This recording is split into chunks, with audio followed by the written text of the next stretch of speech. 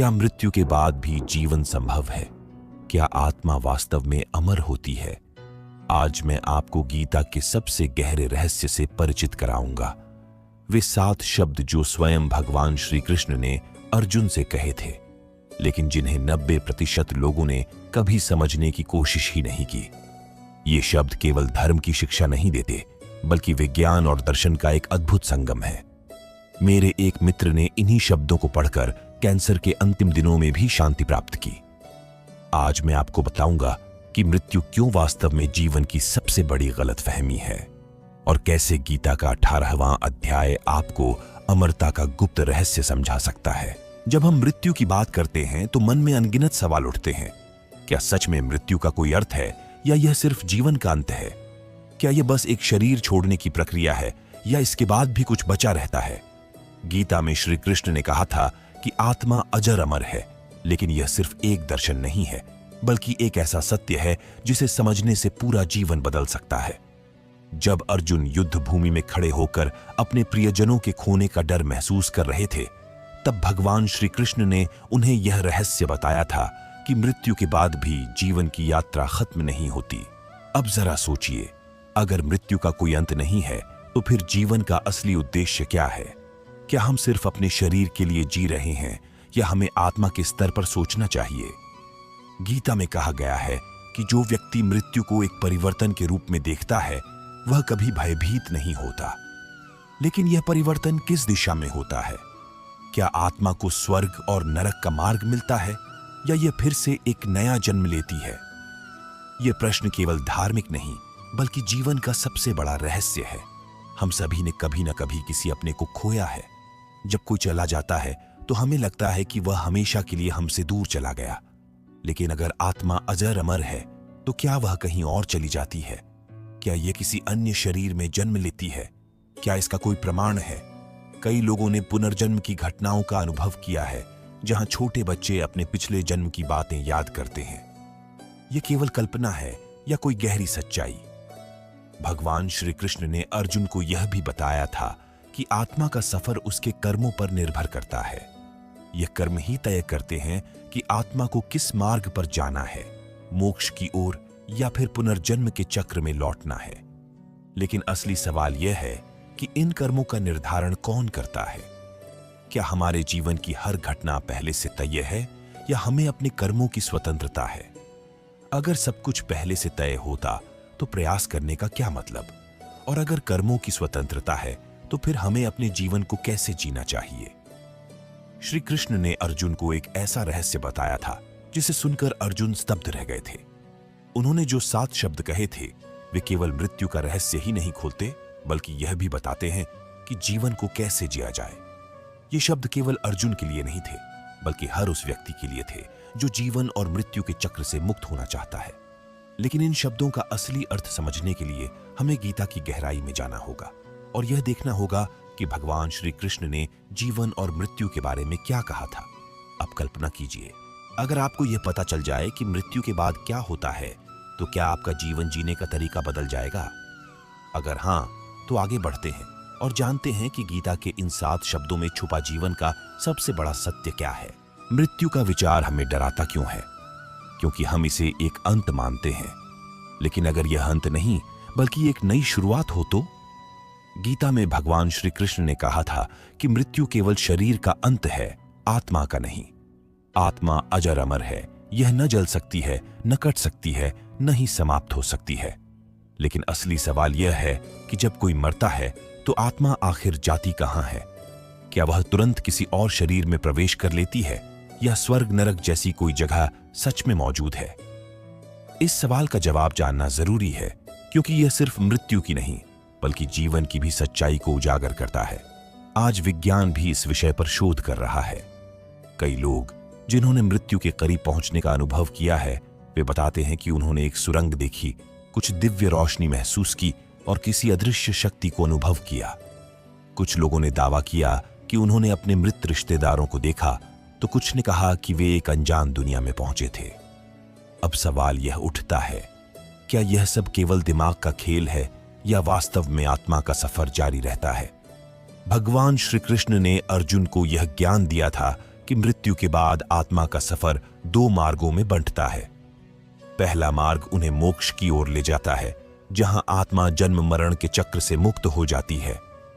इसे ब्रह्मलोक कहा जाता है, जहां आत्मा ईश्वर में विलीन हो जाती है और उसे फिर कभी नया जन्म नहीं लेना पड़ता।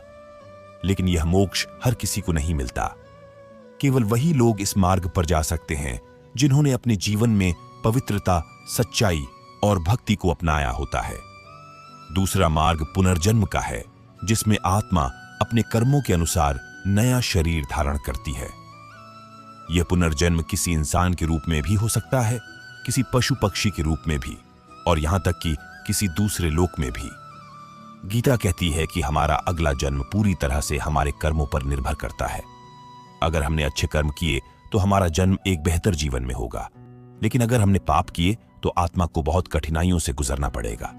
अब सोचिए, अगर कर्मों के आधार पर हमारा अगला जन्म तय होता है, तो क्या हम सच में अपने जीवन को नियंत्रित कर सकते हैं? अगर हां, तो इसका मतलब है कि हमारा हर एक कार्य, हर एक विचार हमारे भविष्य को आकार देता है। गीता हमें यही सिखाती है कि हम अपने जीवन को ऐसे जिएं कि मृत्यु के बाद हमें किसी बुरे परिणाम का सामना न करना पड़े। लेकिन कितने लोग इस पर ध्यान देते हैं? आज की दुनिया में लोग पैसे, शोहरत और ऐशो आराम के पीछे भाग रहे हैं, लेकिन गीता कहती है कि असली धन भक्ति, सेवा और अच्छे कर्म है। अगर मृत्यु के बाद आत्मा को अपने कर्मों के अनुसार न्याय मिलेगा, तो क्यों न हम अपने कर्मों को सुधारें? क्यों न हम अभी से यह सोचना शुरू करें कि हमें इस जीवन में क्या करना चाहिए ताकि मृत्यु के बाद हमारा सफर सुखद हो। भगवान श्री कृष्ण ने अर्जुन को यह भी बताया था कि जब कोई व्यक्ति मृत्यु के समय भगवान का नाम लेता है तो उसकी आत्मा को उच्च लोकों में स्थान मिलता है। लेकिन इसके लिए केवल अंतिम समय में भगवान का नाम लेना ही काफी नहीं है, बल्कि पूरे जीवन में सही कर्म करना जरूरी है। अर्जुन यह सुनकर सोच में पड़ गए थे। क्या यह संभव है कि कोई व्यक्ति अपने कर्मों से अपने अगले जन्म को बदल सकता है? अब सवाल उठता है, क्या कोई ऐसी विधि है जिससे हम यह तय कर सकें कि मृत्यु के बाद हमारी आत्मा कहां जाएगी? क्या हम अपने जीवन में कुछ ऐसा कर सकते हैं जिससे हमें मोक्ष प्राप्त हो सके और हमें दोबारा जन्म न लेना पड़े? इसका उत्तर गीता के उन 7 शब्दों में छुपा है, जिन्हें जानकर अर्जुन भी अचंभित रह गए थे। लेकिन ये 7 शब्द क्या हैं और इनका असली अर्थ क्या है? अगर आप सच में यह जानना चाहते हैं कि भगवान श्री कृष्ण ने अर्जुन को क्या बताया था, तो अब समय आ गया है कि हम गीता के सबसे गहरे रहस्य को खोलें। यह रहस्य केवल अर्जुन के लिए नहीं था, बल्कि हर उस व्यक्ति के लिए था जो जीवन और मृत्यु के चक्र को समझना चाहता है। अब हमें इस यात्रा में एक कदम और आगे बढ़ना होगा और जानना होगा कि गीता के अनुसार आत्मा की अंतिम मंजिल क्या हो सकती है। मृत्यु का सबसे बड़ा रहस्य यह नहीं है कि उसके बाद क्या होता है, बल्कि यह है कि मरने से ठीक पहले क्या होता है। क्या हमें अपने पूरे जीवन की घटनाएं एक झलक में दिखती हैं? क्या हमारी आत्मा शरीर से बाहर निकलने का एहसास करती है? क्या सच में मृत्यु के समय हमें हमारे किए गए कर्मों का हिसाब नजर आता है? इन सवालों के जवाब सिर्फ धार्मिक ग्रंथों में ही नहीं, बल्कि विज्ञान में भी मिलते हैं। लेकिन श्री कृष्ण ने गीता में जो बताया था, वह विज्ञान के किसी भी सिद्धांत से कहीं ज्यादा गहरा और रहस्यमयी है। भगवद गीता में श्री कृष्ण ने स्पष्ट कहा है, जिस समय मृत्यु होती है उसी समय यह तय हो जाता है कि आत्मा आगे कहां जाएगी। यह सुनने में जितना सरल लगता है, उतना ही गहरा भी है। हमारे अंतिम विचार, हमारे अंतिम शब्द और हमारी अंतिम भावनाएं यही तय करती हैं कि हमारी आत्मा को मोक्ष मिलेगा, पुनर्जन्म होगा या वह किसी और लोक में जाएगी। इसलिए गीता कहती है कि जीवन भर सही कर्म करने के बावजूद अगर मृत्यु के समय हमारा मन अशांत है, डर से भरा हुआ है, तो हमें इसका परिणाम भुगतना पड़ेगा। अब जरा सोचिए, आपने पूरी जिंदगी अच्छे कर्म किए, लेकिन मृत्यु के समय आपका ध्यान सांसारिक चीजों पर रहा, पैसा, परिवार, संपत्ति, इच्छाएं, तो क्या होगा? गीता के अनुसार ऐसे व्यक्ति को फिर से जन्म लेना पड़ता है, क्योंकि उसकी आत्मा अभी भी बंधनों में जकड़ी हुई है। लेकिन वही अगर किसी व्यक्ति ने अपना पूरा जीवन ईश्वर और धर्म में लगाया हो और मृत्यु के समय भगवान का स्मरण किया हो, तो उसकी आत्मा मोक्ष की ओर चली जाती है। अब सवाल उठता है कि मृत्यु के समय हम अपने विचारों को नियंत्रित कैसे करें? क्या यह संभव है कि हम जानबूझकर अपने अंतिम क्षणों में सिर्फ भगवान के बारे में सोचें? इसका उत्तर गीता में मिलता है। जो व्यक्ति पूरे जीवन भगवान का ध्यान करता है वही अंतिम समय में भी उन्हें याद रख पाता है। इसका मतलब यह नहीं है कि हमें अपना जीवन त्याग कर सन्यासी बन जाना चाहिए, बल्कि इसका अर्थ यह है कि हमें अपने कर्म ऐसे करने चाहिए कि हमारे मन में हमेशा एक सकारात्मक और शांत ऊर्जा बनी रहे। विज्ञान भी इस बात की पुष्टि करता है कि मृत्यु के समय इंसान का मस्तिष्क बहुत सक्रिय हो जाता है। कई वैज्ञानिक शोधों में यह पाया गया है कि मरने से ठीक पहले व्यक्ति का दिमाग कुछ अनोखे दृश्य देखता है। कुछ लोग अपने पूरे जीवन की घटनाओं को तेजी से चलते हुए महसूस करते हैं। कुछ लोग किसी चमकते हुए प्रकाश की ओर बढ़ते हुए महसूस करते हैं और कुछ लोगों को उनके पुराने परिजन या दिव्य शक्तियां नजर आती हैं। लेकिन ये सब अनुभव किसी न किसी गहरे कारण से जुड़े हुए हैं। श्री कृष्ण ने अर्जुन को बताया था कि मृत्यु के समय की यह अनुभूति हमारे कर्मों का प्रतिबिंब होती है। जो व्यक्ति अपने पूरे जीवन में अच्छे कर्म करता है उसे मृत्यु के समय आनंद और शांति की अनुभूति होती है, लेकिन जिसने जीवन में पाप किए हैं उसे मृत्यु का क्षण डरावना लगता है। यही कारण है कि कुछ लोग मृत्यु के समय बेहद शांत होते हैं, जबकि कुछ लोग दर्द और डर से चिल्लाते हैं। अब जरा सोचिए, अगर मृत्यु के अंतिम क्षणों में ही तय होता है कि आत्मा को स्वर्ग मिलेगा, नरक मिलेगा या मोक्ष, तो क्या हमें इसके लिए पहले से तैयारी नहीं करनी चाहिए? क्या हमें अपने जीवन को इस तरह नहीं जीना चाहिए कि जब हमारा अंतिम समय आए तो हमें कोई डर न हो? लेकिन कितने लोग इस सच्चाई को समझते हैं? कितने लोग अपनी आत्मा के भविष्य की चिंता करते हैं? भगवान श्री कृष्ण ने अर्जुन को गीता में एक बहुत ही महत्वपूर्ण रहस्य बताया था। जो व्यक्ति अपने अंतिम क्षण में मेरे नाम का स्मरण करता है वह निश्चित रूप से मेरे धाम को प्राप्त करता है। इसका अर्थ यह है कि अगर हम अपने जीवन को सही मार्ग पर चलाएं तो मृत्यु के समय हम श्री कृष्ण का स्मरण कर सकते हैं और मोक्ष प्राप्त कर सकते हैं। लेकिन यह सिर्फ अंतिम क्षण की बात नहीं है, यह एक पूरी जीवन शैली है जो हमें अभी से अपनानी होगी।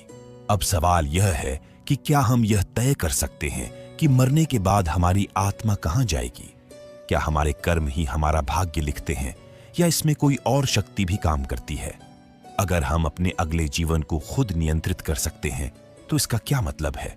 और सबसे जरूरी बात, वो 7 शब्द जो अर्जुन को सुनाए गए थे वो कौन से थे? क्या उन शब्दों में ही वह शक्ति है जो हमें मोक्ष की ओर ले जा सकती है? अगर आपको ये सवाल परेशान कर रहे हैं तो समझ लीजिए कि आप जीवन के सबसे गहरे रहस्य के करीब पहुंच चुके हैं। लेकिन यह रहस्य अभी पूरी तरह खुला नहीं है। अब हमें और गहराई में जाना होगा और समझना होगा कि जब आत्मा मृत्यु के बाद शरीर छोड़ती है तो उसका सफर कहां और कैसे तय होता है, क्योंकि यही वह सफर है जो तय करेगा कि हम अगले जन्म में कहां होंगे, स्वर्ग, नरक या मोक्ष। जब हम यह सुनते हैं कि मृत्यु के बाद आत्मा को उसके कर्मों के आधार पर उसका गंतव्य मिलता है तो सबसे बड़ा सवाल यह उठता है, यह फैसला कौन करता है? क्या कोई दैवीय शक्ति यह निर्णय लेती है या यह पूरी तरह से एक स्वचालित प्रक्रिया है? क्या कोई हमें स्वर्ग भेजने या नरक में डालने का निर्णय करता है या हमारे कर्म खुद ही यह तय करते हैं? और अगर यह सच है कि कर्म ही सब कुछ निर्धारित करते हैं तो क्या हम अपने अगले जन्म या मोक्ष को नियंत्रित कर सकते हैं? भगवद गीता में भगवान श्री कृष्ण ने इस विषय पर अर्जुन को विस्तार से समझाया था। उन्होंने कहा था कि प्रत्येक आत्मा अपने कर्मों के अनुसार अपने अगले पथ को निर्धारित करती है।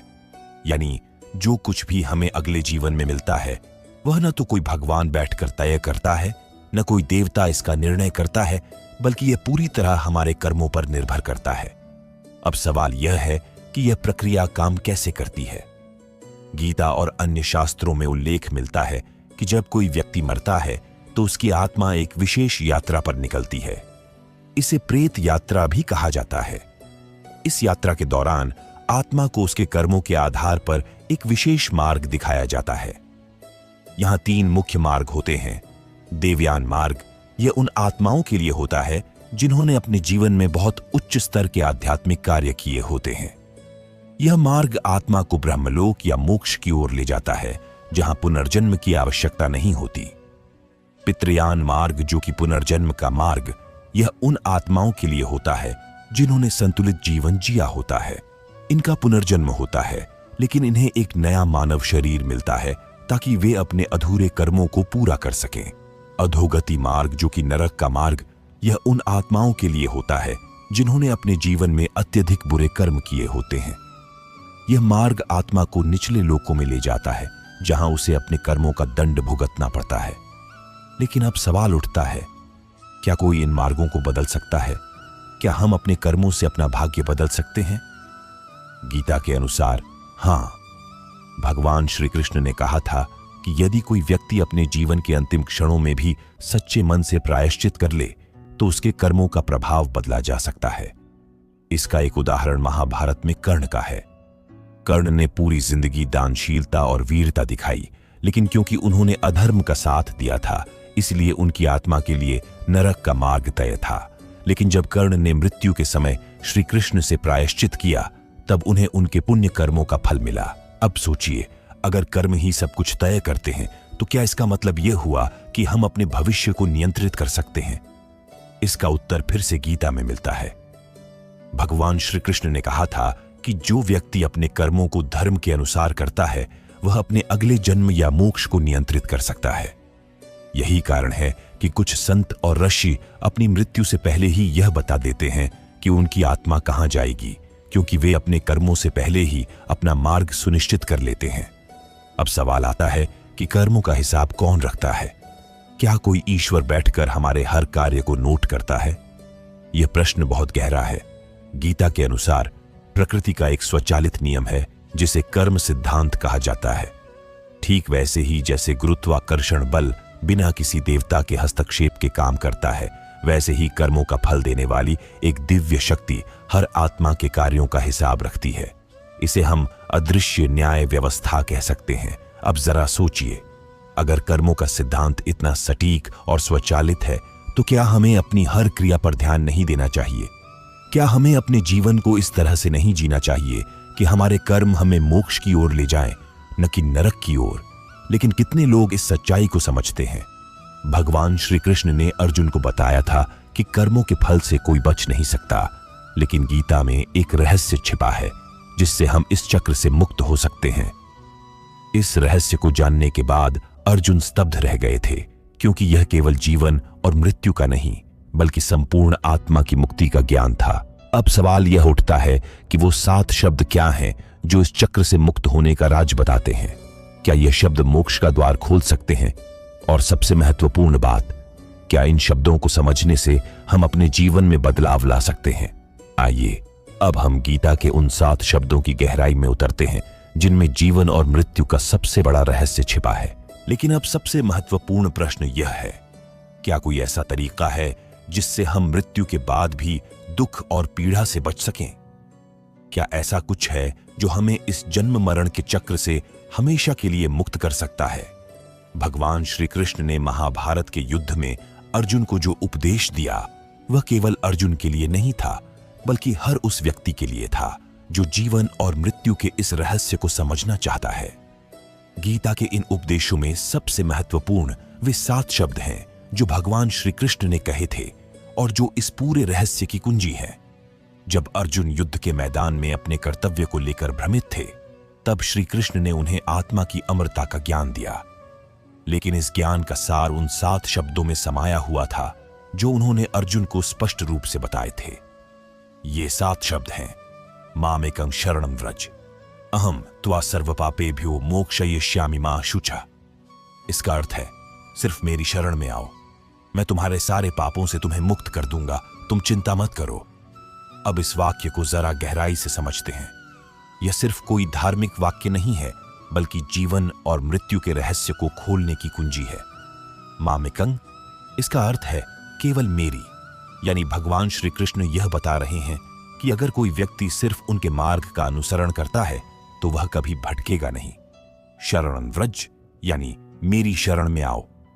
इसका अर्थ सिर्फ भक्ति नहीं है, बल्कि यह है कि हमें अपने सारे संदेह और भ्रम छोड़कर भगवान के ज्ञान को अपनाना चाहिए। अहम त्वा सर्व पापेभ्यो, यानी मैं तुम्हें सभी पापों से मुक्त कर दूंगा। इसका अर्थ यह है कि चाहे हमने कितने भी बुरे कर्म किए हों, अगर हम सही मार्ग अपनाते हैं तो हमें मोक्ष की प्राप्ति हो सकती है। मोक्षयिष्यामि यानी मैं तुम्हें मोक्ष दूंगा। यही गीता का सबसे गहरा रहस्य है। मोक्ष केवल हमारे कर्मों से नहीं बल्कि हमारी आत्मा की शुद्धि और भगवान की भक्ति से मिलता है। मां शुचा यानी चिंता मत करो। इसका मतलब यह है कि यदि हम सही मार्ग पर चलते हैं तो हमें मृत्यु का भय नहीं होना चाहिए। अब जरा सोचिए, अगर इन 7 शब्दों में मृत्यु के बाद का रहस्य छिपा है तो क्या इसका मतलब यह हुआ कि मोक्ष प्राप्त करना आसान है? क्या हर कोई भगवान श्री कृष्ण की शरण में आकर मोक्ष प्राप्त कर सकता है? इसका उत्तर हां भी है और नहीं भी, क्योंकि गीता हमें यह भी सिखाती है कि भगवान की शरण में जाने का मतलब सिर्फ नाम जपना नहीं है बल्कि जीवन में सही कर्म करना और सच्चाई के मार्ग पर चलना है। भगवान श्री कृष्ण यह नहीं कह रहे थे कि अगर कोई व्यक्ति पूरी जिंदगी बुरे कर्म करे और मृत्यु के समय उनका नाम ले तो उसे तुरंत मोक्ष मिल जाएगा, बल्कि वह यह कह रहे थे कि जो व्यक्ति पूरी निष्ठा और भक्ति के साथ उनके मार्ग को अपनाता है वह जन्म मरण के चक्र से मुक्त हो सकता है। इसका सबसे बड़ा उदाहरण महाभारत के युद्ध में ही देखने को मिलता है।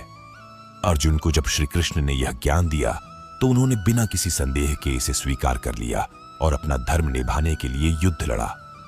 यही कारण था कि अर्जुन को युद्ध के बाद भी कभी किसी प्रकार का पछतावा नहीं हुआ। अब सवाल यह है कि क्या हम अपने जीवन में इन 7 शब्दों को अपनाकर अपने मृत्यु के बाद की यात्रा को बदल सकते हैं? क्या यह संभव है कि कोई व्यक्ति अपने पिछले कर्मों के प्रभाव से बच सके और मोक्ष प्राप्त कर सके? भगवद गीता यह कहती है कि हां, यह संभव है, लेकिन इसके लिए हमें जीवन में कुछ महत्वपूर्ण बदलाव करने होंगे। हमने गीता के उन 7 शब्दों को भी जाना जो मोक्ष का मार्ग दिखाते हैं, लेकिन अब सबसे बड़ा सवाल यह उठता है, क्या हर आत्मा मोक्ष प्राप्त कर सकती है? क्या कोई ऐसा तरीका है जिससे हम जन्म मरण के चक्र से हमेशा के लिए मुक्त हो सकें? और सबसे महत्वपूर्ण बात, क्या मोक्ष का मतलब सिर्फ स्वर्ग जाना है या यह कुछ और भी है? गीता में श्री कृष्ण ने अर्जुन को स्पष्ट रूप से समझाया था कि मोक्ष कोई साधारण उपलब्धि नहीं है। यह सिर्फ स्वर्ग या किसी विशेष लोक में जाने का नाम नहीं है। मोक्ष का असली अर्थ है आत्मा का पूर्ण रूप से परमात्मा में विलीन हो जाना, जहां उसे फिर कभी जन्म मरण के चक्र में नहीं आना पड़ता। अब सवाल उठता है कि मोक्ष तक पहुंचने के लिए क्या करना होगा? गीता में भगवान श्री कृष्ण ने मोक्ष प्राप्त करने के 3 मुख्य मार्ग बताए हैं। भक्ति योग, जो कि ईश्वर की भक्ति और समर्पण, जो व्यक्ति पूरे मन और आत्मा से भगवान की भक्ति करता है वही मोक्ष के सबसे नजदीक होता है। यह भक्ति केवल नाम जपने तक सीमित नहीं है बल्कि यह जीवन की एक पूरी प्रक्रिया है। इसमें भगवान के प्रति पूर्ण समर्पण और सच्चे हृदय से सेवा भाव होना आवश्यक है। ज्ञान योग, जो कि सच्चे ज्ञान को समझना और अपनाना। भगवान श्री कृष्ण ने कहा कि जो व्यक्ति संसार की नश्वरता को समझ लेता है उसे किसी भी सांसारिक चीज से मोह नहीं रहता। जब कोई यह जान जाता है कि यह शरीर नाशवान है लेकिन आत्मा अमर है, तब वह सच्चे ज्ञान की ओर बढ़ता है। कर्म योग, जो कि निष्काम कर्म यानी बिना किसी स्वार्थ के कार्य करना। मोक्ष पाने का सबसे आसान तरीका यह है कि हम अपने सभी कार्यों को बिना किसी मोह और लालच के करें। श्री कृष्ण ने गीता में कहा था, कर्म करो लेकिन फल की चिंता मत करो। इसका मतलब यह है कि अगर हम हर काम को ईश्वर के प्रति समर्पण भाव से करें तो हम धीरे धीरे मोक्ष की ओर बढ़ सकते हैं। अब सवाल आता है, क्या हर इंसान मोक्ष प्राप्त कर सकता है? इसका उत्तर हां भी है और नहीं भी। गीता कहती है कि मोक्ष प्राप्त करना हर आत्मा के लिए संभव है, लेकिन इसके लिए त्याग, भक्ति और सही कर्मों की आवश्यकता होती है। हर व्यक्ति इस मार्ग पर चल सकता है, लेकिन अधिकांश लोग सांसारिक मोह में फंसे रहते हैं और अपनी इच्छाओं के कारण बार बार जन्म लेते रहते हैं। अब सोचिए, अगर कोई व्यक्ति सिर्फ पैसे, नाम, शोहरत और भौतिक सुखों के पीछे भागता रहा तो क्या वह मोक्ष के करीब जा सकता है? नहीं, क्योंकि गीता के अनुसार जो व्यक्ति सांसारिक चीजों से जितना ज्यादा जुड़ता है वह उतना ही पुनर्जन्म के चक्र में फंसता जाता है।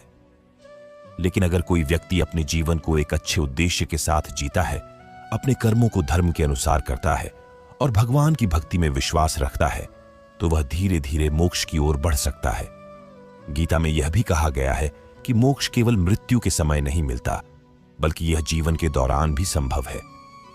जब कोई व्यक्ति संपूर्ण रूप से आत्मज्ञान प्राप्त कर लेता है तो वह जीते जी भी मोक्ष की अवस्था में पहुंच सकता है।